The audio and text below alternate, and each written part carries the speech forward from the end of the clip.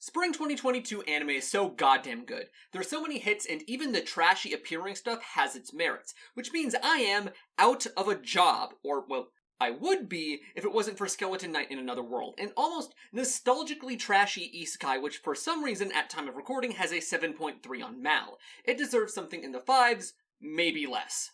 It starts out with a gratuitous, assault scene. This is what English teachers call a hook. Now, I could go on about how tasteless this is, and I will later, but this is the opposite of what a hook should be. See, this starts with a bunch of, raising of the stakes, followed by the protagonist showing up to save the day. Now, a hook should make you curious about what will happen next. It should intrigue you, raise questions, give a sense of what you're gonna be here for. This does none of that. What do we learn here in this scene? Oh, well, he's a hero who saves people in trouble. Very original, very cool. But first off, this wasn't even shown until nearly a minute in, so his heroism is less of a hook and more of something that happens in the first scene. Secondly, this whole thing told us more about the characters our protagonist is saving and the villains he kills than it does about the protagonist, which sucks because A, he's the one who got the cool one-liner, and B, the rest of the show is about him, and after the admittedly fantastic OP by living legend Pelek, we're only focusing on him for a while.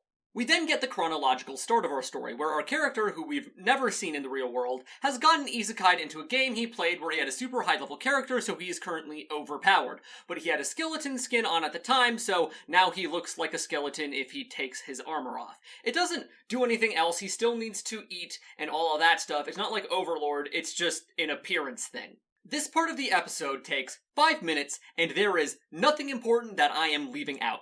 He goes into town where people think he's a knight. He's hungry, but he has no money. The rest of the episode happens because he went out to look for money. Now this could, in theory, be a nice setup to a fun, wacky misadventure where things get really out of hand. And so the humble beginnings of this misadventure make it funnier. Or, well, it could be any number of other things. With writing, the possibilities are endless, assuming, that is, you actually try. But this wasn't something done to build the world or establish his character or set up for some clever joke. It's just a bland inciting incident with no purpose other than being the inciting incident. They could have just cut this scene and had him walking around thinking to himself about how he needs money, and nothing would have been lost. This is why you're supposed to do, at a bare minimum, 2 drafts. Next, he sees an elf girl with pink hair getting mad at a private investigator who didn't turn up much. And we'll get back to this a bit later, but the protagonist basically creams himself at the realization that it's an elf. She doesn't show up for the rest of the episode. He goes to sign up with a guild, and to do so, he needs to prove himself by hunting 3 beasts, monsters, or bandits, and coming back with proof. Then he can make money doing adventures. He takes 2 boars out easily, and then when a monster attacks, he takes that out too. All the while, he matter-of-factly narrates to us using almost exclusively function-only dialogue. He then walks in on the attempted SA scene, which we had as our cold open, but this time we get his point of view. He sees they're in trouble and thinks that while it's obvious whose side he should take, he feels hesitant fighting humans instead of monsters. Is it because he fears the moral implication of taking another human life? Well, no, it's because it's like PvP, which pauses him for some reason. He then watches their clothes get torn off as he analytically determines that they have a numbers disadvantage, which in PvP is usually a sign that you're gonna lose. He then reacts to how things keep getting worse by grabbing his head like he just saw his best friend flub a first date while he hid in the bushes. It's only after that he goes in to save them. Now remember when I said we'd get back to the elf later? It's later. See, these 2 scenes have something in common, and that something is a little bit subtle. So, like, this stuff with the SA scene, this isn't how humans react to SA. Like, it's not how a sociopath would react, since he does seem to care, but it's also not how a person with a functioning moral compass would react. He's reacting like I am. Like it's a hypothetical assault scene in a fictional story he's observing as a third party. The despair he musters is no more extreme than the passive, snarky disgust I am currently expressing. It's the same thing with the elf. He gets excited about an elf like a viewer of an anime who's glad that a character who got introduced matches his preferences. He likes elves in the same way that some people like monster girls. His origin as a consumer of media does not inform his personality and what quirks he has, but instead the very way he sees the world around him. He doesn't see the story beats unfolding before him as events. He sees them as story beats, and not in a meta or self-aware way either. It's not clever or even intentional. How does the story expect us to get engaged with its world when not even its protagonist is? And how does it expect us to admire our protagonist as a brave hero when he reacts to two girls getting assaulted the way I do when two people are getting in a petty argument on Discord? He agrees to take them back to town, but before they leave, he burns the bodies of the bandits because, like with the needing food thing, that mission he got to hunt 3 beasts, monsters, or bandits was just to get us to the next scene. It would have been so easy for him to have no luck finding monsters or beasts, but when he jumps in to save people, he realizes he got the bandits he needed, meaning he solved his problem in an unexpected way. That wouldn't even be good writing, but it'd be a story. And it gets worse because he doesn't even need the guild membership to get food anymore because he looted money off the bandits. Also, as a side note, the whole time he seems much more concerned with himself than the girls, and it just makes him look really self-centered and unlikable. Anyways, he goes back to the guild, gets his license, gets some food, talks about how excited he is to keep adventuring as if he didn't just see attempted... Well, anyways, the episode is over. Thank God. The fact that he's overpowered barely mattered because he was fighting against enemies he only needed to be fairly strong in order to completely trounce. The elf didn't show up again at all. The resolution to conflicts are barely addressed, and those conflicts aren't even interesting in the first place. It's incredible, really, how outside of a basic sense of continuity, no scene in this episode had anything to do with any of the others. Now we're going to episode 2, and I'd like to sincerely apologize to episode 1 for what I said about it, because episode 2 somehow makes it look competent. So we start off with seeing a family of villagers so sickeningly sweet that I was frankly caught off guard when none of them got assaulted by bandits for cheap shock value.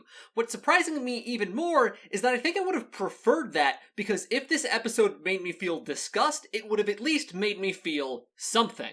Ark, the protagonist's name is Ark by the way, gets hired by this little girl because she wants to go out and collect medicinal herbs while her mom is gone so that she can help her mom. Ark is coming along as a bodyguard. They go around picking herbs and we are halfway through the episode. I am not joking. This one was kind of a slog to sit through. After that, we have our protagonist run into the cute animal mascot of the show, Ponta, and then he protects the little girl from a basilisk. The fight consists of, I kid you not, 2.5 minutes of him dodging and blocking attacks while protecting the girl and intermittently monologuing about what attacks the enemy has access to before one-shotting it. We also see it had a ring on its foot that disappeared after it died, so someone is probably controlling it. To avoid drawing attention, he asks the girl not to tell anyone about his heroic feat. He then brings the girl back and has this incredibly trite, unearned, and drawn-out thank you, goodbye session, complete with a will I ever see you again and him getting a flower crown from a character he never interacted with. It lasts over 3 minutes.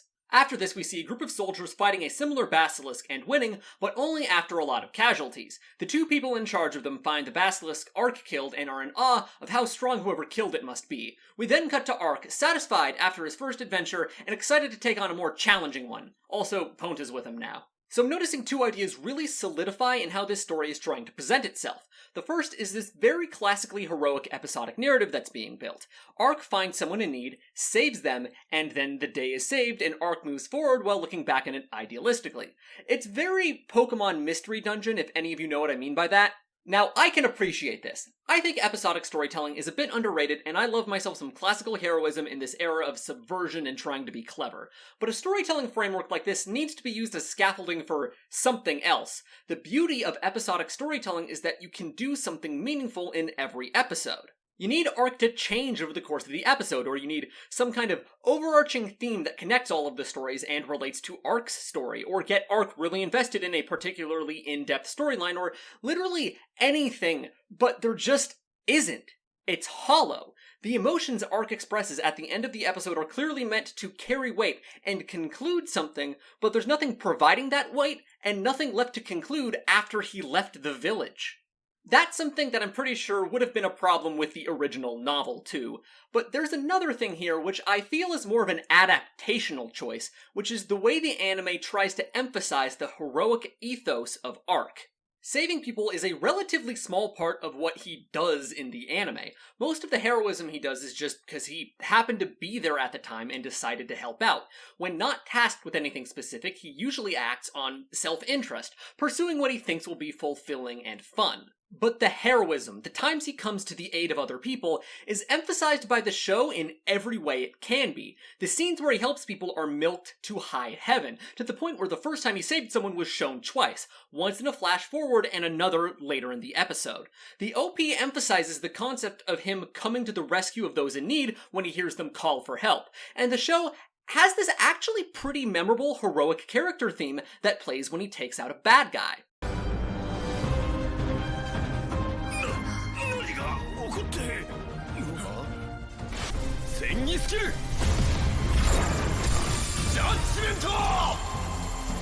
It creates a weird situation where the most compelling part of the show is something that's not even part of the show. This superhero stuff is pretty exciting and fun in theory, and the show is constantly reminding you of it, but it's not in the content.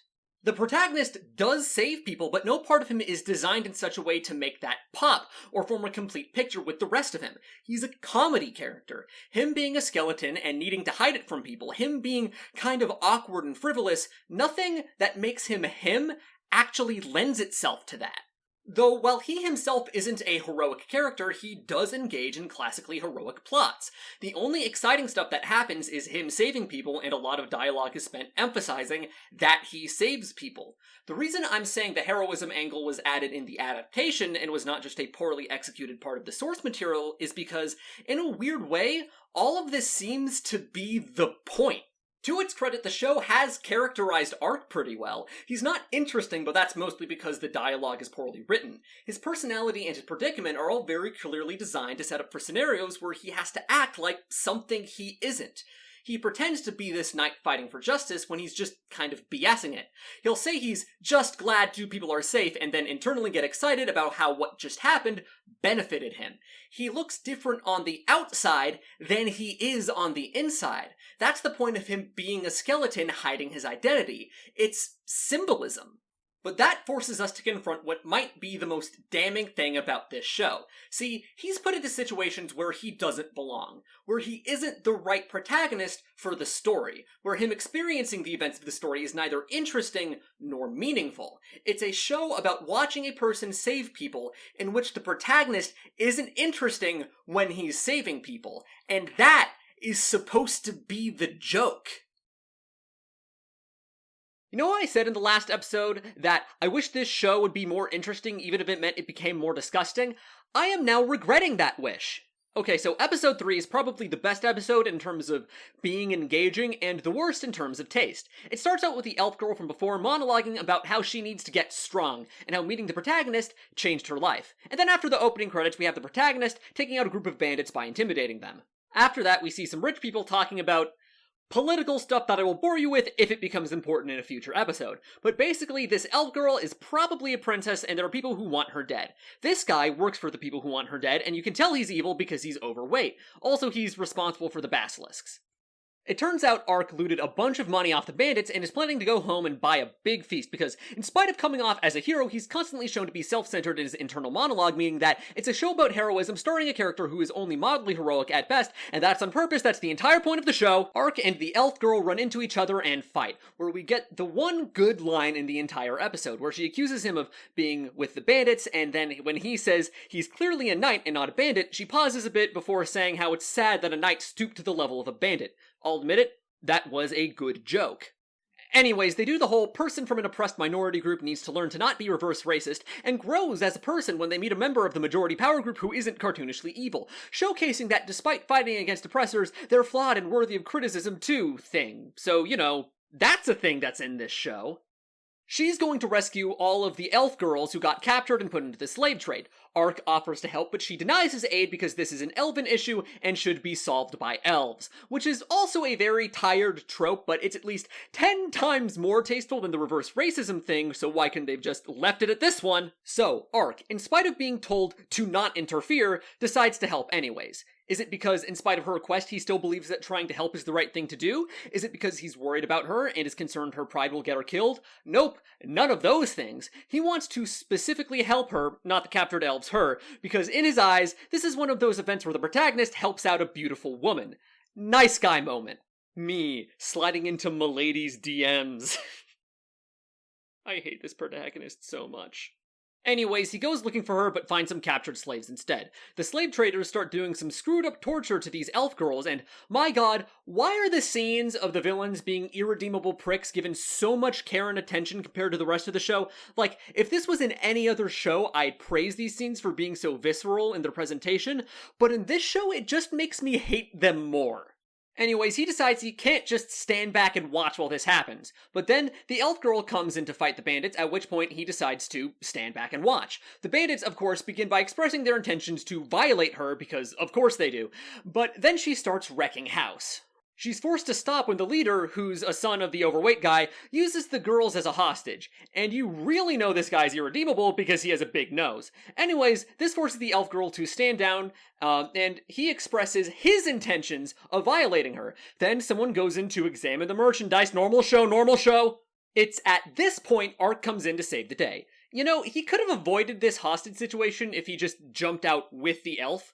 And, you know, if he jumped in after the hostage situation started, he could have avoided this girl having her clothes ripped off, but you know, now he gets to be the big, manly hero who saves the cute girl, and that's what matters. Anyways, they win the fight. He breaks some curses and heals the children, which impresses the elf girl. They talk for a bit, and then she gets a message about a bandit stronghold that needs taking down. But I need to focus on one line in particular here. She says she'll get the kids out herself, but then he breaks the lock saying he wanted to respect her wishes, but he thought saving the kids was more important. This was like one of the things I suggested the solution to her arc could be, right? But we know he didn't go after these bandits to save the kids. He did it for the Elfussy. That was emphasized. So once again, we have the show having him do something heroic, but in a way that prevents there from being any real pathos or any particularly powerful thematic payoff. But it's even worse, because the reason he has to say this is so that the girl can learn her lesson anyways. That is so patronizing. I know I try to focus more on the technical writing mistakes than the social justice stuff, but it really is that egregious this episode. That being said, the technical aspects of the show were, once again, incompetent.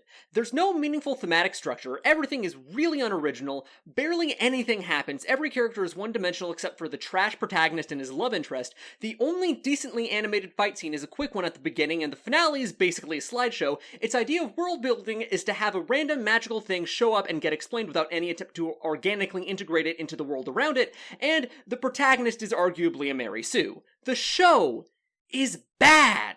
And yet somehow all of that pales in comparison to the show's terrible treatment of the issues of race and gender. Like, so much worse than what I've already come to expect from shows like this. And I know this happens every time, but it never fails to amaze me how these shows have terrible protagonists, but make the love interest compelling enough that I'd be interested in watching a show about them.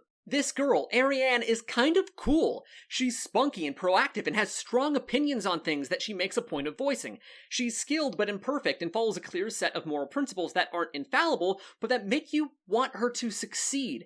And she's cool and badass without it coming off like she's cheating. But they're not putting this effort in so that she'll be a compelling character. It's just to try and make you want to rail her. Also, I didn't have a place to mention this, but she's supposed to be a dark elf?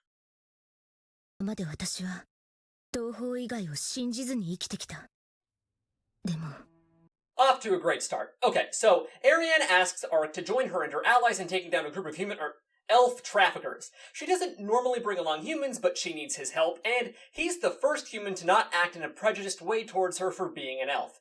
That's right, all you ladies out there, Ark's not like other Yamato Japanese. This woke bae has a brown bear sticker on the back of his laptop and spent 5 whole minutes googling about Yu Guansun.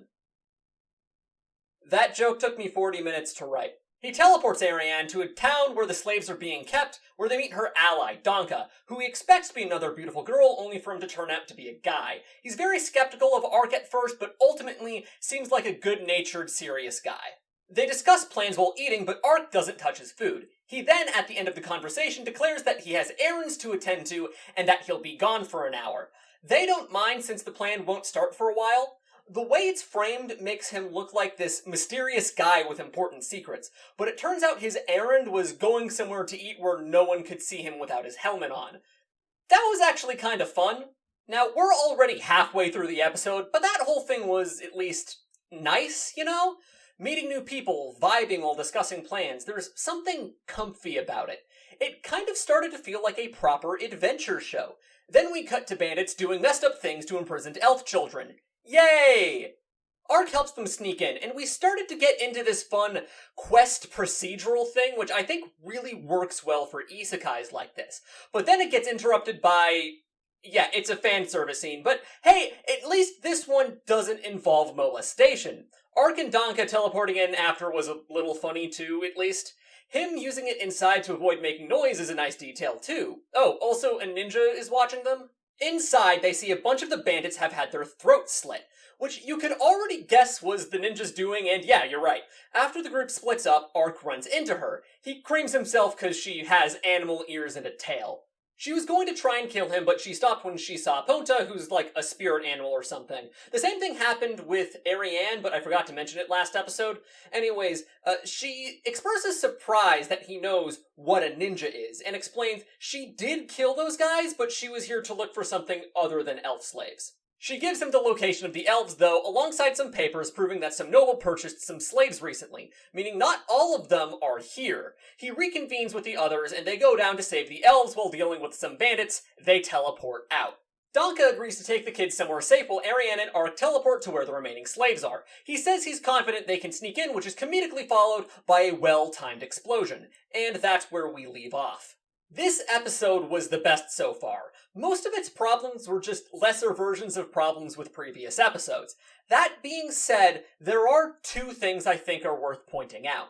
The first has to do with the ninja. So at the end of the episode, she has one of those moments where she gives a fond smile while thinking about our protagonist and wishing to meet him again. This is bog standard harem anime stuff, but wait, hold on. This isn't how this is supposed to work. Isn't he supposed to help her before she acts like this? Well, it's not as if they give no reason, they just give a bad reason. The thing about him which caught her attention and made him interesting to her was that he knew what a ninja was. You didn't even try, did you? That is just the laziest excuse I've seen for what is already a pretty worn out and trashy trope. Like, I need to stress, the inclusion of this line, even if it was justified by him helping her out earlier, would still have made the show worse. It's a bad cliche that reduces the character's agency within the narrative, making her closer to just being another accessory to Ark. But even then, the author didn't put in effort to justify this bad cliche. The other thing has to do with pacing. Remember the first episode and how everything just kind of happened? Things flowed into each other, but nothing in the episode really supported anything else. This is similar. See, this scene where he meets the ninja takes over 2 minutes out of the latter half of the episode that was dedicated to the break-in. That's a lot of time to spend on exposition. But moreover, it's a lot of time to take away from the point of the episode. We spent a while breaking in, and then we just stopped for 2 minutes to have this other tangentially related thing. Most of the tension that this scene built was diffused later in the scene, so nothing here adds to the break-in other than how it moves the plot forward. And you want to know what the kicker is? He, for some reason, lied about meeting this ninja girl to his allies and instead told a story about how he captured enemies and got information out of them. And that's why he knew where the elves were. But that would have been, like, engaging, right? It would have had intensity, and there would have been this tension between Ark and his captives that you could do a lot with dramatically and comedically, and it would demonstrate Ark's competency as a hero. It would have just been a better scene. So why didn't we get that scene? Why stop the momentum in the middle of the conflict when you could have kept it going? I mean, I know, it's to introduce this animal girl ninja waifu, but for some reason they couldn't think of a way of introducing her while still having the episode remain on topic. So I went into this one optimistic. I figured it's the climax they'd been building up to, so surely it'd be something adjacent to a fun romp. It started with a recap, and then the theme song, and I'm gonna be honest, it shouldn't have, but the start of this episode caught me off guard. This goes on for nearly a full, uninterrupted minute. Ark and Ariane teleport in, kick some ass, and make their way to where the noble guy is that guy from that scene in episode 3, and also the father of Bullcut, by the way, is staying. He's easily taken down. The whole process doesn't even take 3 minutes. That's it. That's your climax. Ariane beats the crap out of this guy while Ark finds a secret stash of gold and starts hoarding it. When Ariane catches him, he says that it's wise to take away the guy's funds so that they can't be used for starting the slave trade back up, which I guess is a pretty alright excuse, so Ariane bought it. A bunch of explosions happen elsewhere in the building, presumably by the ninjas, so the two of them teleport out, elf girls in tow. Ark is apparently going to keep all the gold, and Ariane still gives him the initial payment he was meant to get for helping out as a sort of tongue-in-cheek joke, since it's a really tiny amount in comparison. They talk about Ark coming along to the land of elves to keep helping them, but Ark informs her that he cannot take off his helmet, which he might have to do if he goes there. She convinces him to let her see his face, and while shocked, it doesn't shake her faith in him. I really wish this would have coincided with a moment of her learning what he's really like and hearing him speak in his real voice rather than his deepened night voice, because, symbolism. But I guess it's a nice moment. Alright, it's time for politics. The king has 3 children. One of the kids is bad and worked with the slave trade, and the rest are good. The girl gets sent to the elf village to ease tensions in light of the slave trade, which was a breach of a contract between their nations. I just saved you a little under 4 minutes. Ark and Ariane are going through the forest where they have some slice-of-life antics. Then we get the princess talking about political stuff, mostly just re-emphasizing stuff we already know. We also learn that she's visiting a duchy next to the elf nation and that her sister is married to the duke. Ark and Ariane arrive at their destination. End of episode. Alright, there were 4 things that I found especially interesting in this episode. So, first off, this show is very inconsistent when it comes to the morality of killing people. In episode 1, Ark kills people who are in the act of violating someone, and then kills more of them while they tried to run away. Then, when fighting guards, he tries non-lethal methods. Makes some sense. Then, when they capture the big bad, no one even suggests killing him, with Ariane content to continuously kick him. Ark seems to feel uncomfortable with this and implies that maybe she should stop. Maybe she's going too far. She's very bitter about their nation's agreement being disrespected, and the show implies that her response to oppression is fueled by anger rather than reason, and that she needs to reconsider her approach. That's why Ark acts like it might be too much, and the cinematography gets dramatic for a second.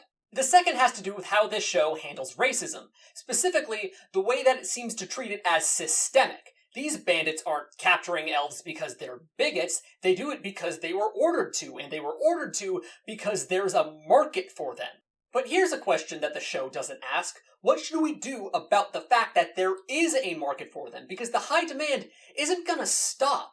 The episode even makes a passing mention of the high probability that the slave trade is going to reemerge. And yet we have 4 members of the royal family, among whom is the one bad one who's responsible for everything. Believing that the way our society is structured will inevitably create the slave trade is kind of inconsistent with framing most of the royal family, who reign over that system, as well-intentioned and good, and the problems as coming from one bad apple. We are presented with an existential, hard-to-pin-down threat, and yet all of our conflicts revolve around the actions of a few hateable individuals, and a good chunk of the characters that could be used to pose this threat just aren't. Maybe it does something clever later on to subvert these tropes, but till then, I'm counting it as a negative. Alright, third thing. Ark and Ariane don't have chemistry. At all. And the reason is because while most of them getting along comes from her interacting with the knight persona he puts on, he is very, very different on the inside. To the point that he constantly lies. When your girl gives your boy the measly payment as a joke, the gesture is a reference to his life as a mercenary, playing it off as a joke, emphasizing how he's more than that. If Ark actually was a knight, then Ariane's actions might have a lot of meaning to him, because having to live as a mercenary would probably be a very emotionally confusing period of his life. But we don't get any of that meaning because none of that matters to Ark. He never actually cares enough for there to be anything emotionally behind his acts of heroism but the occasional one-liner. The story would have been better if it wasn't an isekai. If this was just about a skeleton knight, I think I might have enjoyed it. Well, I would have hated it a little less. However, my fourth and final point actually has to do with the way that the isekai element could potentially be put to good use. See, I glossed over the slice of life stuff on purpose because there's this one scene that I wanted to end this video on. Ariane tries to resist the urge to cuddle with Ponta for a while but caves. When Arc comes back, she's acting very silly and animated as she rubs her face all over the beast's tummy. She sees that Arc saw her and then instantly tries to act natural before saying something cool to try and save face. That's really good, right? Arc's whole thing is that he's hiding who he is and pretending to be cooler and more noble than he actually is on the inside. How amazing of a twist would it be if he slowly found out that his adventuring partner was doing the same thing? What if we slowly found out that Ariane was actually this lame idiot BSing her way through being a hero? Then this couple would have something really interesting going on, possibly something genuinely moving. From where I'm standing, though, it looks more like they just had her do something cute so she could be embarrassed when Arc teases her about it. Who knows? But if this show is really doing what I hope it is, then maybe, just maybe, it'll only be mostly garbage. After waiting outside the town gates for a while, Arc gets led inside where he meets the village leaders who also happen to be Ariane's parents. She's already told them about the skeleton stuff, and they're fine with him being a human, too. Okay, so let me get this straight. Up until this point, it was fine for Arc to have to hide his body and to have elves be irrationally racist, but the moment either of those things would create meaningful tension, Ariane just smooths things over. Regardless, Ariane and her dad go to a big meeting of the Elven Elders, where they talk about what to do moving forward. They bring up the slave trade, the broken treaty, and that Ariane attacked the house of a noble.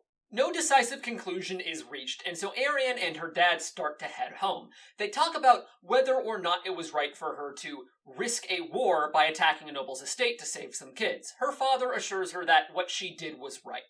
Ariane learns that her older sister, Even, got married, which surprises her since Even apparently cares about nothing but fighting and said she'd never get married. The two sisters meet and catch up, and Even tells Ariane she's proud of her before teasing Ariane about probably having a crush on someone. Ooh.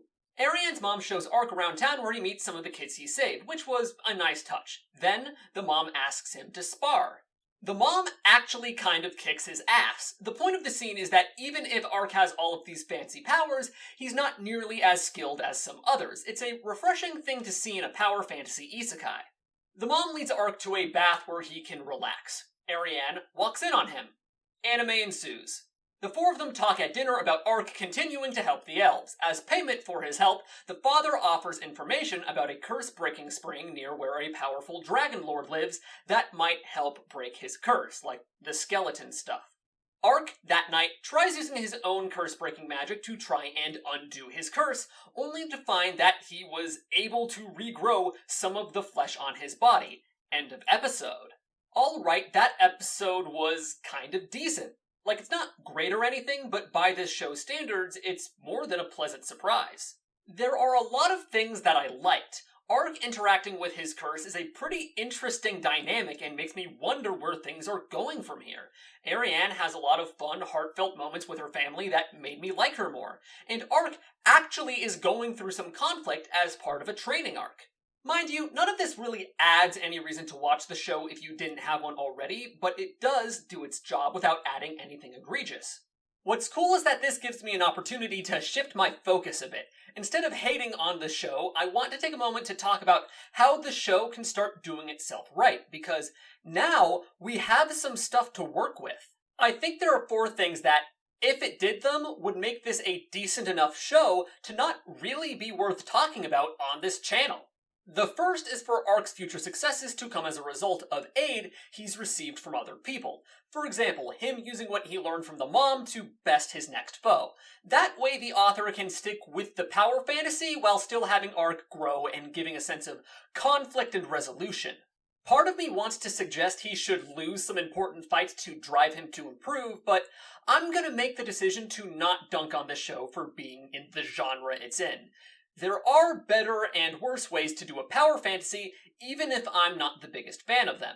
The second is for this elf town to, at some point in the near future, get attacked as a major plot point.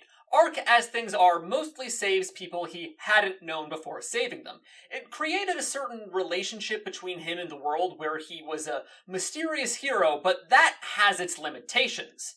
As things are, this location is full of people important to both Ark and Ariane in the form of her parents and the elves they had previously saved. Ark even told them he'd come to their aid the next time they were in trouble. If this happened, it allowed for a sense of real tension and escalation without having to put Ark on the back foot, and it generates some actual pathos by leveraging the more superficial but sweet moments we had in the past.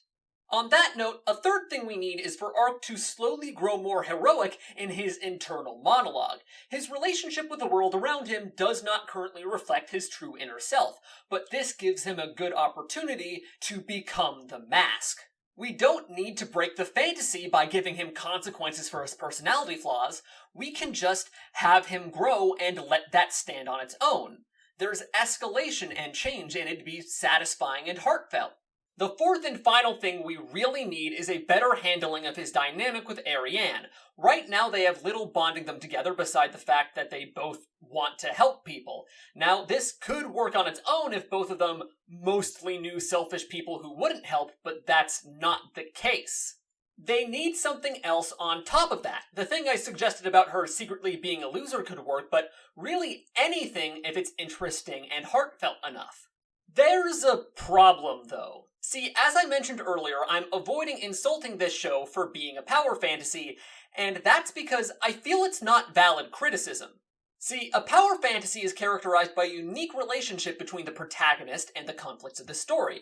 It skips the part where the conflict challenges them, instead choosing to explore the part where they triumph in more detail.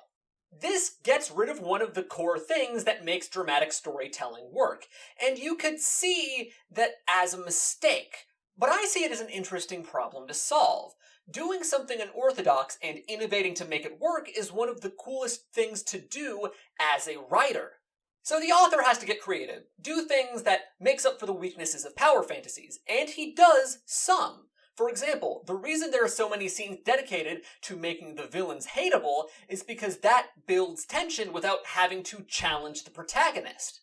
However, not much else was done. Whatever tricks he does do, it doesn't go the distance.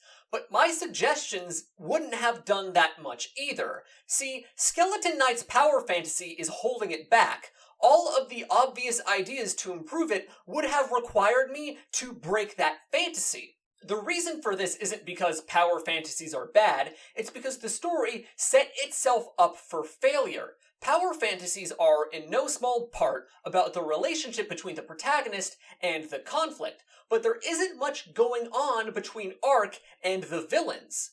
Ark just doesn't have much to do in fights. He doesn't have much banter with the enemies, he doesn't muster intense emotions when fighting them, he doesn't do anything that interesting or creative in fights. The villains aren't foils to him, nor do they represent any part of his psyche or backstory or anything like that. That's why the climax of the slave trade arc only took 3 minutes, because there's nothing for Ark to do but show up and win. He's not the right protagonist for this story. We are about to start episode 7. Normally in these episode reviews, I start with a recap and then talk about the things that interested me. This works pretty well most of the time. It lets me get you up to speed on the plot while making sarcastic comments that let you in on the fact that yes, the show is still bad, which means I can spend the bulk of the video on more unique and thoughtful insights, even if they don't make up the majority of what weighs this anime down. I can't really do that with this episode, though, because I have a bit of a thesis for this episode overview. I said in one of my Guilty Crown videos that has since been taken off of YouTube that I find mediocre shows which fall short of something great to be far more of a tragedy than terrible shows that fall short of being mediocre. I'm not going to tell you that this story was almost great, but I couldn't help but notice a jump in quality as the show has gone on, and even more so, a jump in untapped potential, and I figured out why. See, lots of shows go downhill. It's a pretty common thing for a story to start out great but run out of steam, and there's a pretty simple reason for that. When a story has a strong beginning, it's often in part because it had a strong premise. For a lot of writers, you don't write a story unless you can write a good first chapter or first book or what have you. But then when you've used up all of the obvious stuff that makes your premise work, you need to come up with a way to evolve the story and keep it high quality, even as it inevitably changes over time. But the stuff that comes after it isn't guaranteed to have the same spark that made people fall in love with your story's beginning. For Skeleton Knight in Another World, however, it's the opposite. As more and more things get introduced into the story gets better and better. Not because the writer got more talented, it's because Arc is just that bad. This episode has a lot of promise, and I want you to watch this video and really think about how much better this story would be if Arc wasn't in it. Rather than starting at the beginning of the episode, I want to cover the B-plot, the story of Princess Yuriarna. She's one of the 3 royal children and the one who got sent to the Grand Duchy to pave the way for peace with the elves. Yuriarna is serious and formal. Her maid, Ferna, is spunky and kind of awkward. In spite of their different personalities, though, they clearly care about each other immensely. They make for a nice duo. We start with Yuriarna, filled with a sense of urgency, opting to go with a smaller military escort in order to get to the duchy quicker. The music is tense, and we see that someone is watching them. On the trip, Yuriarna is deep in thought. Ferna asks that she relaxes and has something to eat, but Yuriarna is too anxious. She feels something is off. See, only 3 other people know about her mission. Her father, who gave her the mission, and her 2 brothers. One of her brothers is likely someone who helped with the slave trade. Another is a hog for glory, wanting to ensure his spot on the throne. But then, all of a sudden, her carriage is attacked and crashes. There's this brilliant sense of tension that arises from most of the shots being inside the carriage. You can't see what's outside. All you can see is these 2 women, who are not fighters, trying to figure out what to do. Every scream outside is the ticking of a clock. They're sure to enter the carriage eventually. Like the characters, your mind is racing, looking for something that can be done. Then, the door opens. Ferna grabs a dagger and lunges to attack, but is cut down. The music crescendos. Caught in emotion, Yuriarna ignores her safety and dives after Ferna's falling body, only to get run through by a blade. And then, at the height of this brilliantly built tension, you get this sinking feeling that Arc's just gonna kick everyone's asses and then heal the good guys. Actually, the reality is even worse than that. See, the story till then was that Arc and Ariane were taking a shortcut through a forest to their next destination. They ran into some wolves, kicked their asses, while Arc continues to realize he needs to be smart, not strong, in order to excel. Ariane wants to take the tails as a wedding gift for Even, but Ponta runs off while she's in the process, so she waits there while he runs after Ponta. And it was only then that we got the scene where Yuriarna and Ferna were attacked, so you already knew he was coming. Arc comes in and sees that they're dead and contemplates the ethics of using revival magic to bring them back while bandits fruitlessly try to harm his back. He goes to kick their asses, getting help from the wolves from earlier as thanks for breaking their leader out of mind control, and then he decides to revive them. Once they all wake up, Yuriarna gives this big speech about how this was a miracle from God, and how they cannot let this miracle be in vain. They must complete their mission, and can we please have a story about this girl? Yuriarna is proactive, and she's proactive because she has these strong emotional reasons driving her actions. She feels a deep sense of responsibility to improve her kingdom and is willing to risk her safety to do so. She's engaged with her story, which makes us engaged. She thinks through what's going on, which makes us think it through. She has more emotional depth than Arc has shown all show, and on top of all of that, she's charismatic and can completely steal a scene when she makes a big speech. This girl is entertaining to watch, and her actions naturally lead to good content. But compare that to Arc. Arc freed a wolf leader from mind control and then got saved later by the wolves. That's good setup and payoff, but it could have happened with any protagonist, including one who actually needed the help.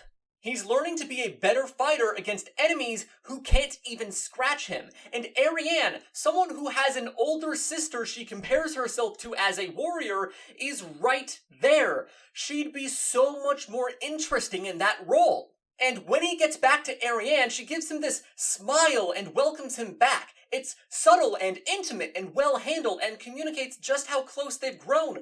But it's worthless because their bond only feels meaningful from Ariane's point of view. This story can build tension, and it can do setups and payoffs. I didn't even mention how the episode concluded by bringing back the ninja girl, or how their destination was the royal capital where the king and both of the princes are, which built up tension. There are good choices here, but they're wasted on Ark, a character so static and bland that they couldn't even commit to the cliffhanger at the end of episode 6 lest his one gimmick disappear. Ark is an obligation. He's overpowered because the author wanted an overpowered character. So many of his traits are there for genre reasons and for the sake of the power fantasy, but don't interact with the rest of the story very well. The author can write compelling stuff, but whenever Ark shows up, he needs to stop so that he can start writing Ark instead. I really need to make this clear. Sure, there are problems with the story that can be chalked up to incompetence. I've mentioned plenty, but the real core reason that this story is bad is not because the author tried to make a good story but failed. The author tried to make a bad story and succeeded. We start out with a short narration by the ninja, Chiyomi. Apparently her people are also being trafficked as slaves, so you got that to look forward to. And yeah, she is definitely being sold as looking back fondly on her short time with Ark. The emotional piano music even swells when he says she's a ninja. I swear to God, I'm not making that up. Ninja? Yeah, しかも. She asks Ark for help with her trafficked kin, because, beast people are in the same situation as elves. They end up helping her in return for information on where the elves are, which happens to be the same place the beast people are. Chiyomi is part of a larger operation, where she'd create a distraction by trying in vain to free the slaves in this particular stronghold, and when all the enemies converged on her location, her allies would free slaves in many other locations. She believes that her life is forfeit and that the slaves here will be the ones who don't get saved, but because of Ark and Ariane, there's a chance everyone could make it out alright. Meanwhile, the evil prince, paranoid that people might be out for his life, goes to hide in a safe house. After having some dinner, Ark and Ariane join back up with Chiyomi alongside her ally Goemon. Goemon and Ark seem, at first, to have animosity towards each other, but it turns out they actually developed an instant friendship. While Ariane and Chiyomi sneak in the back, Goemon and Ark act as a distraction in the front. Ark has some fun intimidating them, and the two of them wind up causing more destruction than intended when they both cast such similar spells that the spells magnify one another. Like most episodes, this one is strangely lacking in real development. Going over it, I'm often caught off guard by how long some of the really simple scenes end up taking. I think the most interesting thing about this episode is Ark's friendship that develops with Goemon and how it compares to his friendships with the other girls. See, Ark is a bit silly. His more eccentric tendencies have leaked into his knight persona as time went on, but Goemon is very serious, quiet, and seemingly lacking in humor. You'd think they'd have friction. However, they get along great, seeming to have some deeper understanding. When they act as a distraction, they work together well and clearly have immense respect for each other. There's even a degree to which they drive one another to action. Ark intentionally uses stone magic in order to match his allies. It's really interesting to see Ark on the same level as someone in terms of the narrative. Another thing about this scene is that it makes good use of the power fantasy. The point of this scene is for them to flex. There's not supposed to be tension, just them showing off how cool their fighting is against some mooks. That's nice in that it makes the show's premise work better, but there's also this odd confluence between the way the scene's premise works and the way this duo works. Because so much of their chemistry comes from a respect for one another's strength, and this scene is about showing off their strength, the positive aspects of their team-up and the positive aspect of this narrative beat actually reinforce each other. And what's even more interesting is that this is the first time in the series where, both due to the nature of the scene and the support of his new friend, Ark's heroic power fantasy and his true goofy self felt like they belonged together. He's being theatrical and strong at the same time in a situation where it's needed and with a person who respects him for it. For a brief, glorious moment, Ark's character began to make sense. I wonder how long it will last. I think this really showcases what I mean when I say him and Ariane have no chemistry. She does none of this for him. I'm saying that Goemon should have been the love interest. I also want to talk about how weird of a character Chiyomi is. So, if we see this story as Ark's story, Chiyomi adds nothing, right? Chiyomi's whole thing is that she needs to save her people from the slave trade. That's also Ariane's thing. She doesn't give Ark any new things to do or any new ways to explore his character. The only way in which her introduction into the cast can be rationalized as logical is if you stop seeing her as a character and start seeing her as a cute girl. In this case, there's a lot that she does that Ariane doesn't. She is a beast person instead of an elf. She's a ninja instead of a sword mage. She's petite instead of voluptuous. She has black hair instead of pink hair. Through this lens, it makes sense why she'd be so narratively similar to Ariane, because Ark was going to save slaves anyways. Him getting into the good graces of 2 cute girls by doing this is more efficient than just one. I'm not saying that this is the thought process of the author, but if there is another reason, it's not immediately obvious. Well, I can think of one other reason. See, Chiyomi's inclusion makes a lot of sense if you think about how she allows for Ariane's character to grow. Sure, Ark already had someone to help in this way, but Ariane hasn't met someone in her situation from another race before. There's a lot you can do here. You can have her slowly grow less xenophobic upon seeing other races having the same issues and realizing that the cause is systemic more than anything else. You can have her pay forward the help she got from Ark. You can have Chiyomi act as a confidant for stuff that Ark wouldn't understand, and so on. There's a lot you can do with it, but the show seems wholly uninterested in all of that, because Chiyomi isn't meant to be significant to Ariane. She's meant to be significant to Ark, because all of her actions and scenes revolve around him. He's the one she ran into, and the one she asked for help. He's the one she keeps thinking about. Sure, this is because he's the main character, but that just drives the point in further. Ark should not be the main character. Maybe if this was about him and Goemon, it would work, but Chiyomi, judging by the end credits, is a lot more important. For a little over half of a glorious episode, Goemon got to be the glue that held this show together. Episode 9 largely focuses on the conflict that the last episode set up, and him and Ark continue to be the best part of it. Meanwhile, Chiyomi and Ariane go and free a bunch of prisoners, gathering them in one place. However, there are still some left in a mansion nearby. Ark, in the aftermath of the calamity he and Goemon caused, gets worried about his safety, only to be relieved when Goemon comes out alright. Goemon decides to stay behind and protect the people who are already gathered while the rest free the remaining prisoners. Ark, at first, is reluctant to leave Goemon behind, but Goemon tells Ark to save Goemon's people before giving him a bromantic thumbs up, which Ark reciprocates. Once everyone is saved and gathered together, Ark teleports them out of harm's way, one group at a time. All the while, Goemon is taking on an army all on his own. Once everyone is out alright, Ark starts heading back. He has a friend to save. He teleports to the side of a battle-damaged Goemon, and the two of them unleash the combo attack they did by accident at the end of the last episode. In the aftermath, the two of them bro it out some more, but eventually Goemon and Chiyomi have to go their own separate way from Ariane and Ark. And now's a good time to really think about what we just lost. Goemon is the reason this fight worked. Well, that's not entirely fair. This fight had some of the best animation in the show so far, low bar I know, but in general it was nice to look at. It had a nice pace to everything and was overall a good time.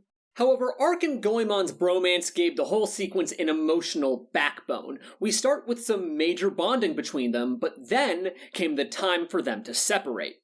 This got a genuine reaction out of Ark, who doesn't want to abandon his new friend, but Goemon tells Ark to save his people for him.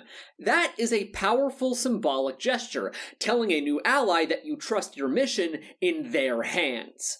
With this moment, their fire-forged friendship went from a fun development to something with dramatic and personal weight within the story, giving what Ark does from here on a much-needed sense of emotional significance. Not only this, but through this action, Goemon approves of Ark as a heroic figure. This whole story, Ark has been falling short of coming off as genuinely heroic, but through this action, Ark was able to step into that role properly for the first time. His bro entrusted him with this mission. He's gonna see it through. This is also a raising of the stakes. Ark had to put something on the line to do this. Goemon is being put in danger, and there is a moment where you see Goemon damaged, indicating that the danger is tangible. However, Arc comes in to bring us back to where we were at the start. We return to these two absolute homies kicking ass together, and this time having shown growth due to using the combo attack on purpose, which acts as a satisfying resolution to the tension built earlier. This all has a very wholesome and fitting come down after the fact, with the bond they formed being reinforced through their interactions. The point I'm getting at is that this is basically competent dramatic storytelling. Not much really changed about the relationship. They hit it off instantly, and any deeper significance to the relationship that grew over the course of the episode is, at best, open to interpretation. But regardless, there was a sense of escalation and climax with genuine emotional weight, which is weird for this show.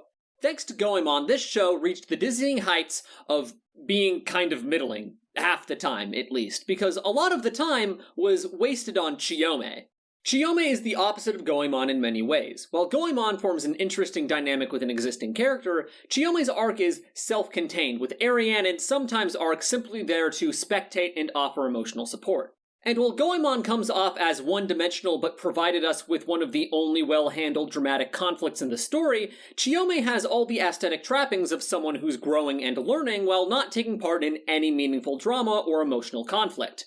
The crux of Chiyome's arc in this episode is this. She realizes that if she were stronger, she could have saved more people, so she wants to become stronger.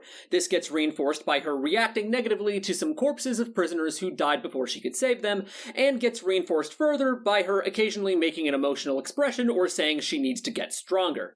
That's less a character arc and more of a glorified character trait, and it takes up a ton of time. There's nothing dynamic to it, no conflict to solve. She doesn't even grow stronger over the course of the episode, nor does she learn a lesson. She just sort of decides that this is important to her. I'm pointing this out because while I've been focusing more on Goemon than Chiyome, Chiyome was sold as the more important character. It really puts the author's priorities into perspective, constantly putting the aesthetics of depth over the basic storytelling conventions needed to make that depth impactful is the cornerstone of mediocrity. There's some political stuff that happens too. The obviously evil prince is killed by his servant who's working for the other prince. The obviously evil brother was in charge of the wolves from episode 7 and wanted to kill Yuriarna with them, but the other brother was in charge of the soldiers who actually managed to kill her before she got revived. He spreads the story that his now dead brother is the one who killed her. Yuriarna learns about this story upon arriving in the duchy and decides to lay low so that she won't, by making a sudden move, drive her brother into doing something desperate. The dead brother was working for the emperor of this other nation who supplied the mind control rings, and an underling of his is doing other stuff with them. This empire is where Arc and Ariane are heading next in order to save more elves. There is some interesting stuff here. The brother killing the other brother was a good twist, and Yuriarna deducing stuff and coming up with a plan was something that a character from a good story might do. Overall, though, the one character making Arc tolerable is now out of the picture. As we head into the final arc of the season, I wonder what exactly awaits us. Will Yuriarna save the show? Will it go back to being flaming hot garbage? Only time will tell. We're on episode 10. I had to watch this one in quick bursts. It was a lot. So we start off with Arc and Ariane running into wyverns, and Arc clearing them out with an AoE lightning attack, accidentally getting his friends in the crossfire. They then arrive in a town where they get approached by a male elf named Karsi. Ariane is horrified that an elf is showing their ears in a human settlement, and right on cue, a bunch of humans greet him to show that he's welcome here. Ariane is in complete disbelief at the ideas of elves and humans living together in harmony. In her mind, Arc is one of the good ones. This is gonna be her arc for the episode, so buckle in. Karsi is a monster researcher and asks for their help capturing a sandworm in exchange for a map of the region. Ariane and Arc agree. That night, the two of them get drunk and we get a fan service scene. She then physically assaults Arc for no apparent reason, which is supposed to be funny. When they wake up, Arc is lying on the ground, his armor off, and she fails to recognize him, leading to her attacking him again. They go downstairs and learn that everyone heard Ariane physically assaulting Arc, and everyone assumed they were doing the do. They go help Karsi with the sandworm, but it's way bigger than expected and we get a fight scene. A human who was nice to Ariane earlier gets attacked and then Ariane goes in to save them, but fails. Arc goes in to save her. She runs to cover with the humans and Arc one-shots the enemy. It had a mind control ring on. That's your climax. Ariane, upon the return, asks Karsi why he's okay with humans. He gives her a milquetoast answer. We get the asshole who was responsible for giving the ring to the sandworm being chastised by a servant of the Emperor for not being serious enough. The asshole shows off a pit full of more monsters and shoves one of the prostitutes he brought with him into the pit to be eaten. Ark and Ariane head off to the next city. Okay, so a few things. First off, there's the scene where they agree to take the job from Carsey. Ark gets super animated when Carsey offers to also throw in some research notes about monsters to sweeten the deal. He asks Ariane if they can do it like a kid asking their mom if they can get ice cream. So I brought up the idea in a previous episode that as Ark reveals himself to be lame and excitable, Ariane might do so too, but it seems instead we're veering into the tired trope of the childish male plus the female who tolerates him. There's this one isekai, the Fruit of Evolution, and the main couple in that one are these characters named Saria and Seiichi. And they're just, both complete idiots who are easily distracted by things. And so they get distracted together, and it's cute. This just sucks. But we also need to talk about this episode's handling of Ariane's arc and the themes surrounding it. There are a lot of problems with Ariane's arc, not least of which is that this is something she should have already learned. They do address in the episode why Ark wasn't enough to convince her that humans are alright, but it's all pretty lazy and feels more like a rationalization than anything. Nothing about Ariane has been established that can really explain this. They went out of their way to make Ariane still cartoonishly racist, so there has to be a reason, right? Something they wanted to do with that idea? Well, that also can't be it, because there isn't anything that they tried to do with the idea. Ariane's arc in this episode is about as static and lazy as it gets. People tell her about a reasonable concept, and the rest of the episode she's either vocally saying she won't accept the reasonable concept, going on an internal monologue where she wonders if it's okay to accept the reasonable concept, or seeing evidence of the reasonable concept and making a conflicted facial expression. All the story does for this concept is pay lip service to the intended takeaway. They don't try to do anything clever. It's all just a straight shot to the obvious conclusion. Why would you dedicate an episode to exploring an idea and then not explore the idea? I need to be clear. In her internal monologue, she does not think through the issue. She just thinks, is it really okay for elves and humans to live together, and doesn't go any further. Why is this? Well, it's actually pretty simple. See, Ariane is a prop in her own story. She didn't begin questioning her beliefs because she saw things she couldn't make sense of and stewed on that contradiction. She began questioning it because someone told her to. The only thoughts she has about this issue are the ones she was told to ponder on. Her analysis of things around her, viewed only through the lens someone else has provided her. It's easy to imagine a story where she starts questioning her beliefs about races commingling because she sees the two races getting along. In that story, her thought process would look different. She'd note that they got along, and then only after that would she reach the conclusion that maybe she was wrong. But Ariane has always been a mere prop in this story. She doesn't exist to fulfill her goals. She exists so that Ark can accomplish her goals for her. She does not exist to grow, she exists to have growth thrusted upon her. She does not exist to be relatable, she exists to be an abstraction.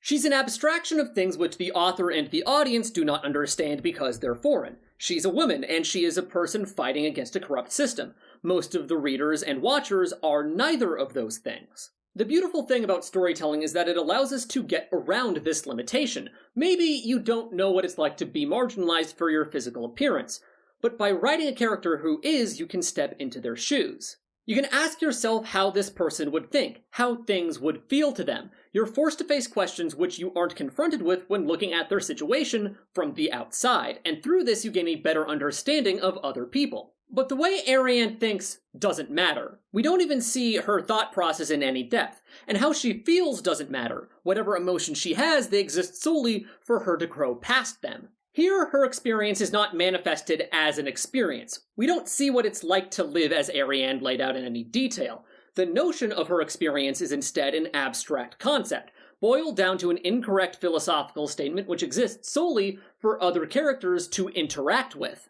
Carsey and Ark assert themselves by discussing this abstraction. They assert dominance over it in the same way Ark asserts dominance over a monster by killing it, or Yuriarna asserts dominance over her brother's scheme by seeing through it. Why would Ariane do any more, say any more, think any more than what gets shown on screen? Why would we expect something dynamic or thoughtful? There can't be any of that, because there was never anything for her to do in the first place. When Ariane asks Carsey about why he thinks elves can live with humans, he gives a kind of boring non-explanation that you'd expect. It adds nothing and has nothing to say that wasn't already hammered in by this point. It exists mostly for aesthetic purposes. But he follows it up with something that threw me for a loop. He talks about how the lord of their next destination married an elf. She was a slave, but he set her free, and it was after this that she fell in love with him and chose to marry him of her own free will. To this day, they are working hard to make a better world where elves and humans can live together. What a beautiful concept. How nice would it be if we were watching a show about them instead? A part of me hopes that the next episode focuses on them, but honestly, I don't think it would make that much of a difference. My mind keeps going back to how terrible this show is with villains, how the story takes all this time to world build interesting, corrupt systems that cannot be tackled through simple means, but then it always boils down to a simple solution like defeating a singular bad guy, and I've come to the conclusion that I'm looking at all of this wrong. My error was assuming that this interesting thing was introduced into the story to be interesting. It's a pretty foolish assumption. After all, most things in the story were introduced with no regards for how interesting they were. To the author, elements of this story don't exist to be interesting or to capture our imagination. Heroes, villains, set pieces, world building, none of it exists to be thought about, it all exists to be observed. The villains are just there to look hateable, Ark's powers just exist to look cool, and those corrupt systems exist to look imposing. That was all they were ever supposed to be. The Lord and his elf bride seem interesting. They have an interesting story, likely have interesting motivations and personalities, and are certainly faced with interesting problems. But if they do get introduced, that's almost certainly not going to be what they're used for. They've already been used to prove Ark and Carsey right, and to prove Ariane wrong. They'll likely never have a purpose more interesting than that, because this author and I just have different priorities when it comes to writing. Ark can constantly kick ass. Ariane can be cool and attractive, but still constantly need to be saved by Ark. She can have a crush on Ark, and Ark can be projected onto. They can do things that look cool, they can engage in shallow cookie-cutter comedy, and they can be used as a vehicle for the author's incredibly cold takes. What more could he possibly ask for? Episode 11 has a pretty basic premise. The duo show up in a new town, gather intel about a mysterious goings-on, and then in search of captured elves, they go to a mansion elf slaves got sent to 4 months ago. They enter and then meet the bad guy from the end of the last episode, who is a monster tamer, and attacks them with monsters. They fight him off, but there's a cliffhanger when his biggest boy, a Hydra, shows up. The fight scene is terrible in so many layered ways, but before we get to that, I want to shine a spotlight on this scene from early on. Ark jumps in to save a woman who then clings to him. Ariane arrives and sees this, getting jealous. Even though Ark explained the situation, it still upsets Ariane, and she scares off the girl. She then acts kind of tsundere for the rest of the first half of the episode. There's nothing wrong with this idea for a scene in a vacuum, I just wish it was for a different two characters. Like, this is not a good ship. Their chemistry is pretty confused, Ark sucks, and Ariane has a bad case of intermittent sexy lamp syndrome. It's a well-constructed scene, I just don't want to see it. Alright, garbage fight scene time. So the first thing that happens is that this guy, the guy who has all the mind control rings, gets Ariane to turn against Ark.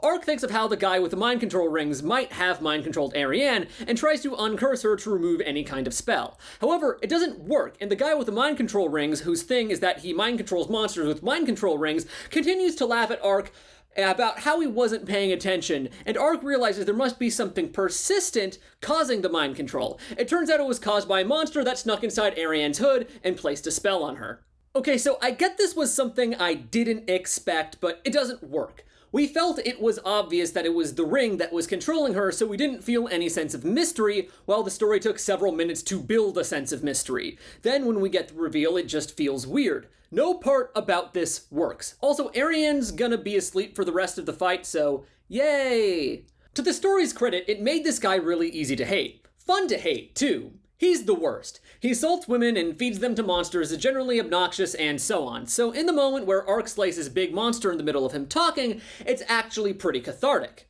Ark has a moment where his rage finally boils over, but because he has such a weak, floppy character whose emotional state is not fleshed out, it comes off as super forced. The bad guy sends a bunch of monsters his way, which he effortlessly dispatches. This does not deter the man, who says he has more where that came from. We're under the impression he has some sort of plan due to how he isn't panicking at Ark's strength, and we start to see that plan when he points out Ariane is in danger.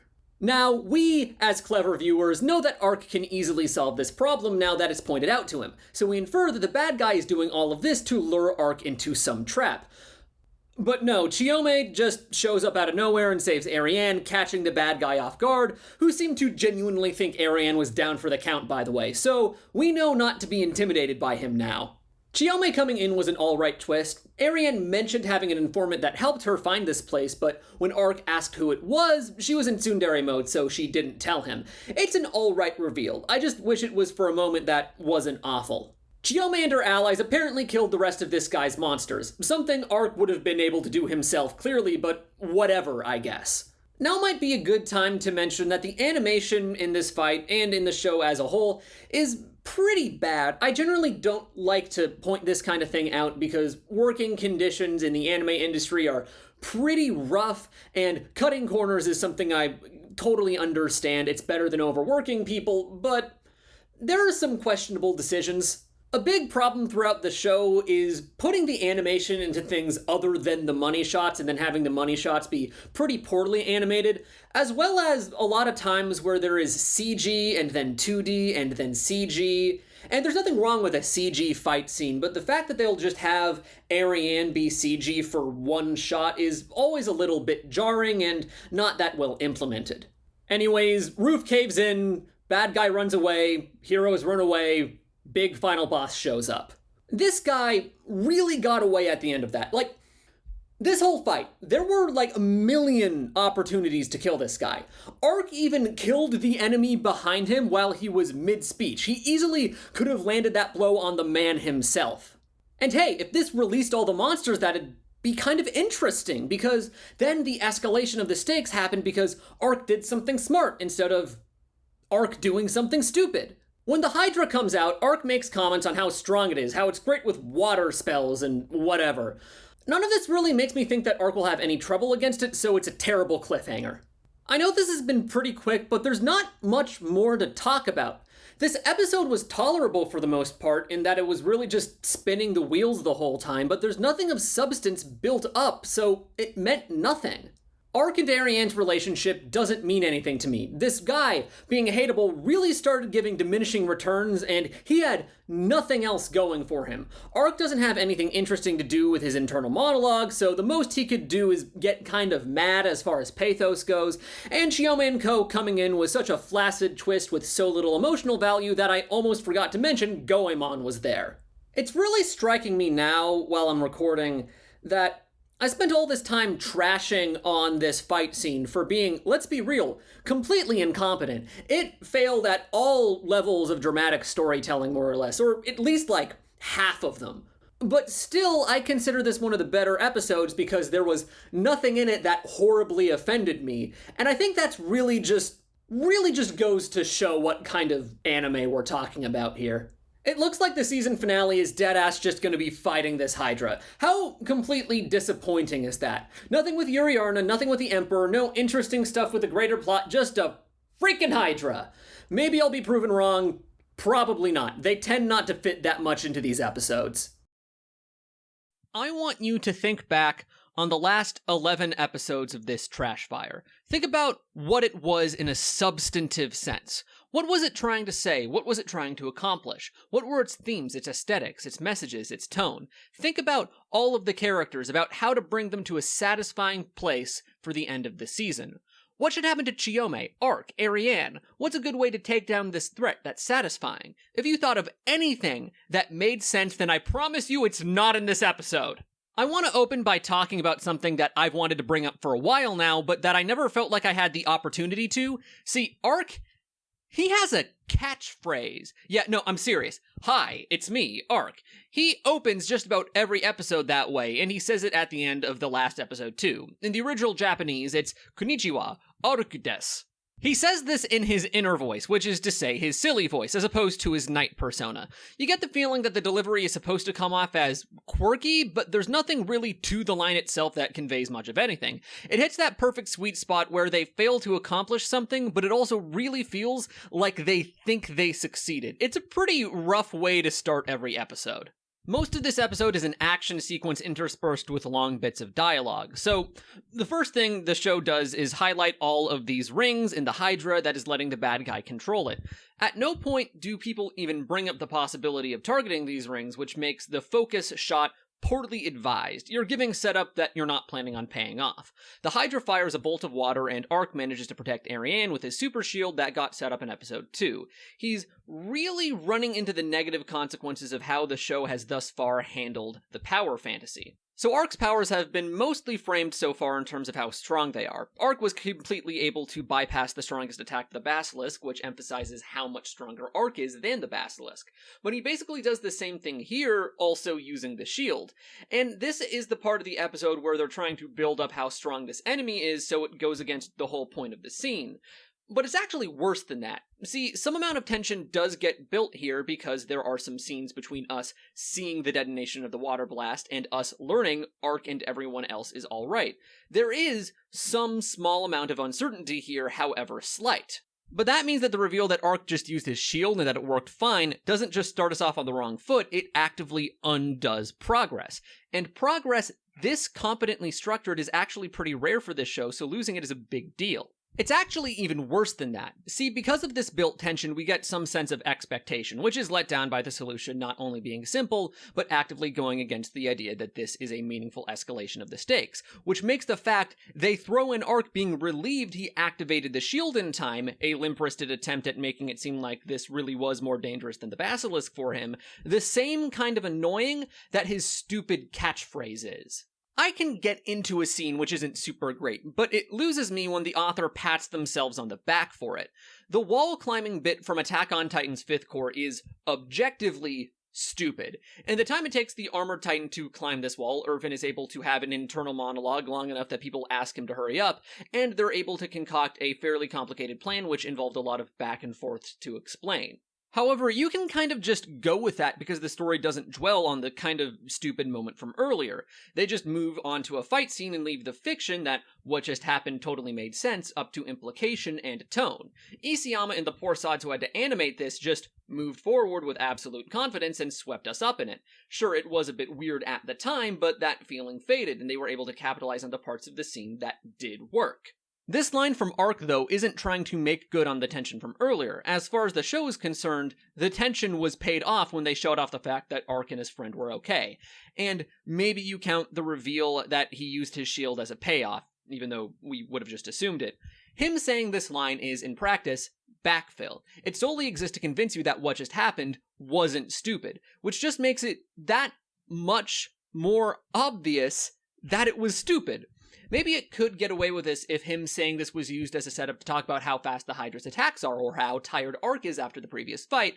That would build tension and probably would have succeeded in salvaging this questionable decision, but it doesn't, because it somehow gets even worse.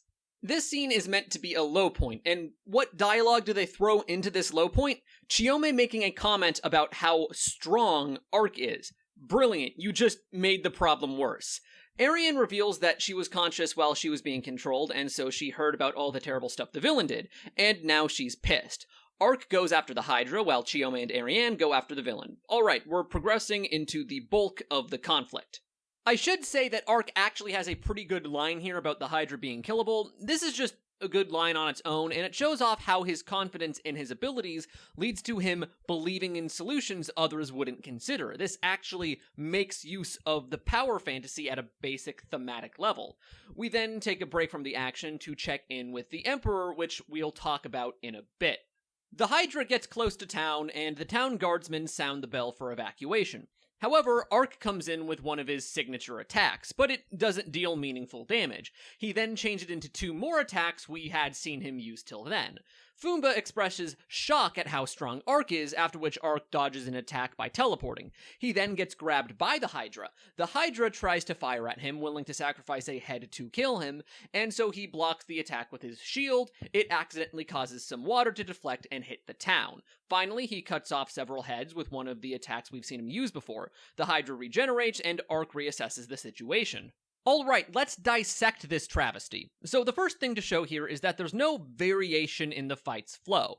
Every interaction more or less goes the same way. When Ark sees that the Hydra didn't take much damage from his first attack, there's not much of a difference compared to when he sees that it survived his next attack. Now, the second time is slightly more victorious, with Fumba commenting on Ark's strength and the Hydra falling over, but there's no attempt to make contrast. If after his first attack we saw him acting somewhat worried, or Fumba acting cocky, then it would make it so this next moment could have an impact, but as it is, it's just radio static. There is an attempt to push the battle more towards the Hydra's side for a bit, but Ark acts so completely unconcerned that you aren't worried at all either, and the whole moment doesn't get much done. Now, you can have a cocky, unflappable protagonist, but you need to do something to make the viewer either doubt if they should be that confident or be unsure what they could possibly do. Here, we can think of a few things that Ark could do. When he escapes, it's not an exciting moment because we knew it would happen, and him taking out some of the town is more used for comedy than drama, which is an okay choice in a vacuum, but it's in a scene that's desperately starved for drama and stakes. When he takes out the heads, they regenerate right away, and he isn't shaken this time either. The only real escalation is the type of injury the Hydra instantly recovered from. This was supposed to be an exciting climax, but like earlier, there's no contrast to make it work as a climax.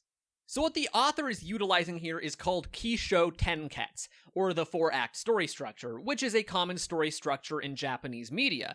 Act 1 is when he tried his first attack. It establishes the scene.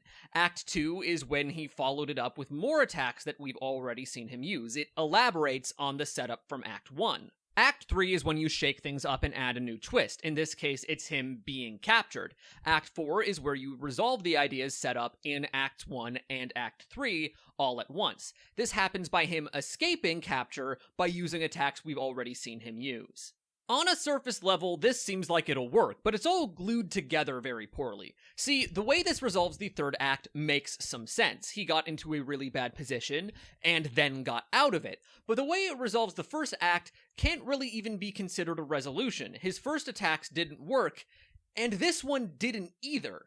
It is true that it brought back the ideas introduced in the first and second acts and returned ourselves to the old status quo, and there is some innate satisfaction in that, but consider the things which he returned to. First, Ark ended in the same spot as before, and second, he continued to use his old attacks, this time his strongest one.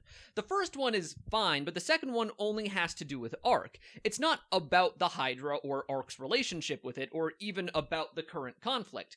Now, you could make this pretty satisfying with some workshopping, but it would require you to imbue his old attacks with some emotional meaning beyond nostalgia.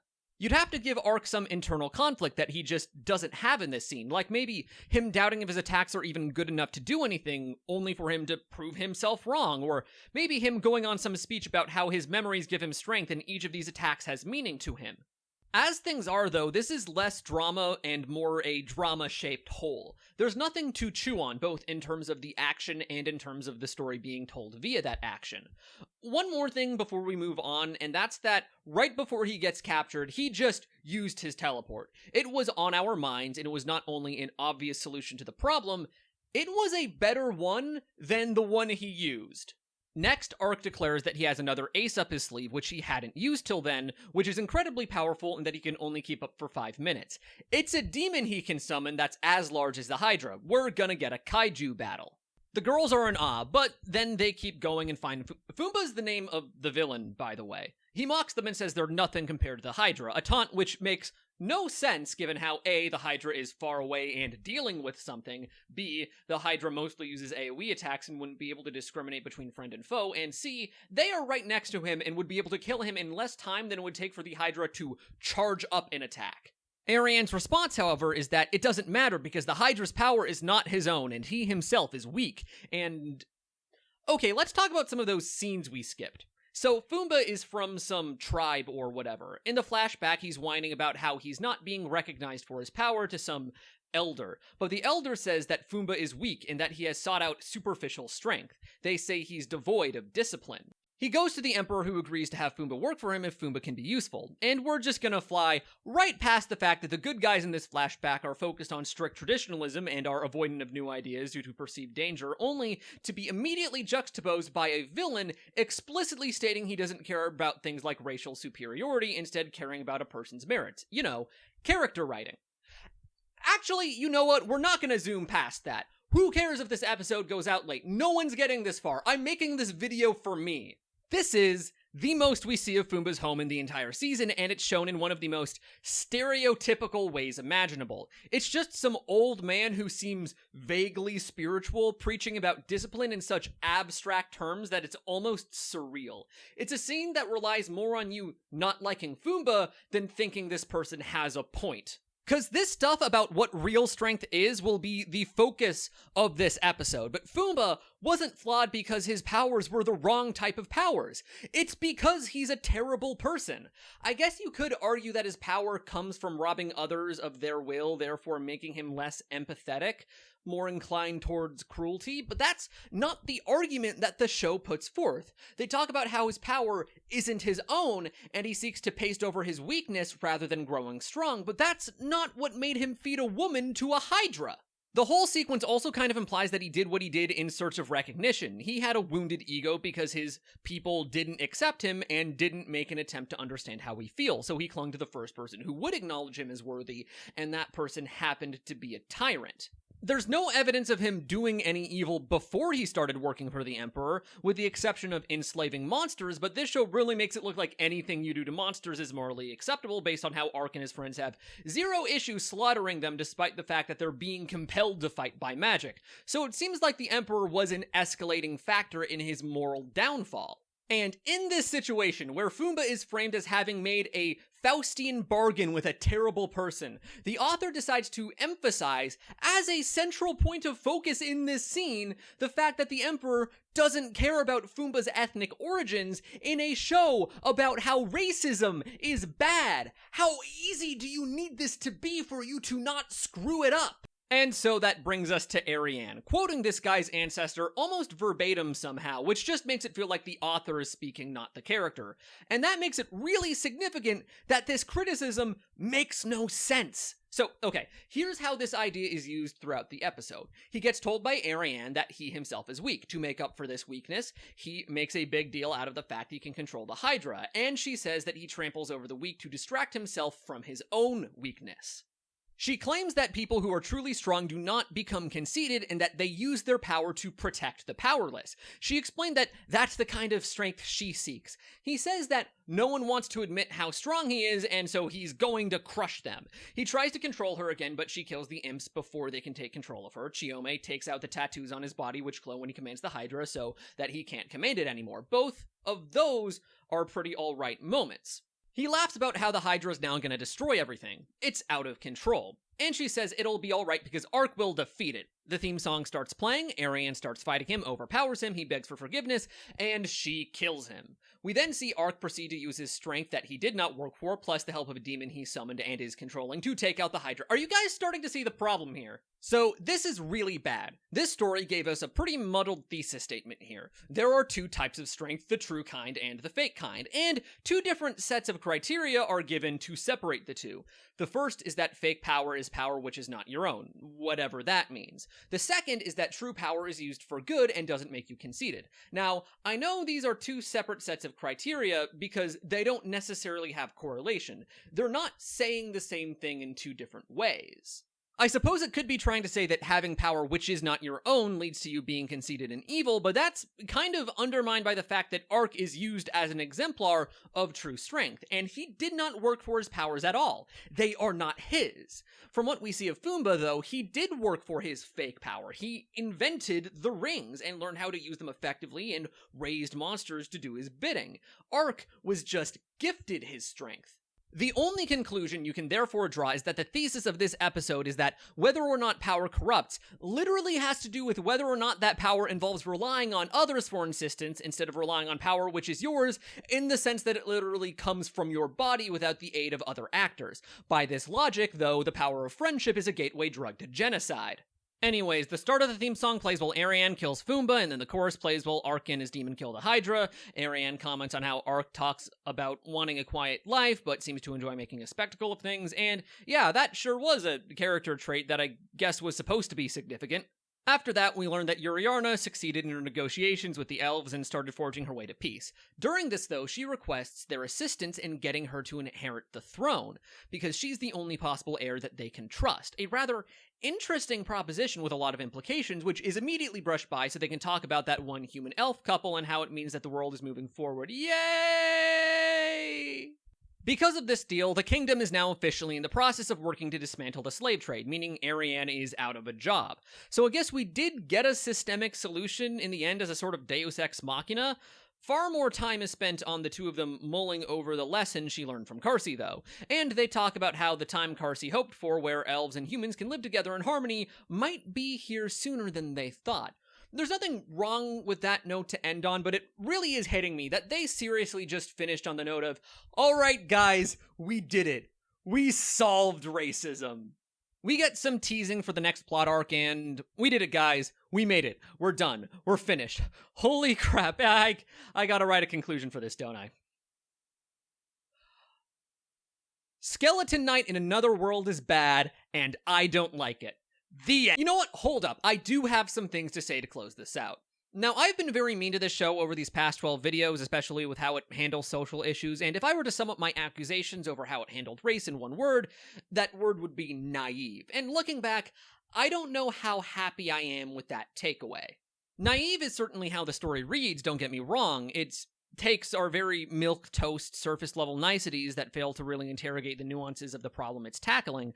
But what I failed to mention was the thing that this show got really, really right, and that is the level of weight it pays to the topic of racial injustice. This is a story about the slave trade, and say what you want, it treats itself like it's a story about the slave trade. It puts a lot of drama behind how cruel the system is, and it takes a lot of time to analyze different facets of it. It knew it was taking on a big topic, and so it dedicated a lot of time and energy to tackling it.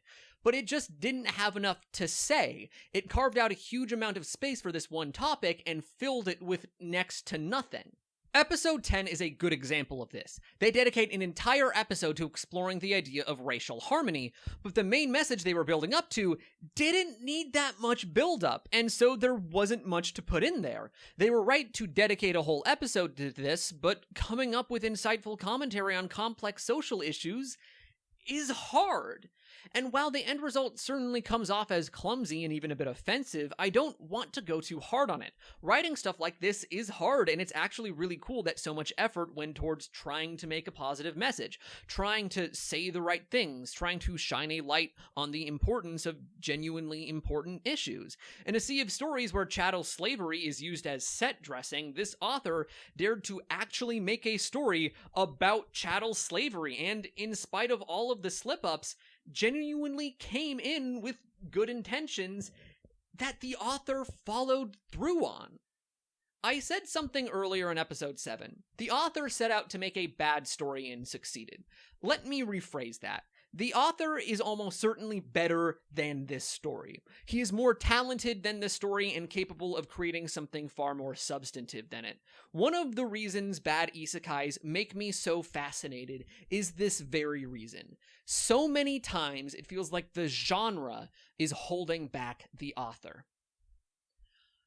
I still don't know how to end videos. Oh, right, I'm supposed to mention my Patreon. Like and subscribe. Patreon. Leave a comment for the algorithm. Seriously, guys, sorry this took so long. I promise I'll be better.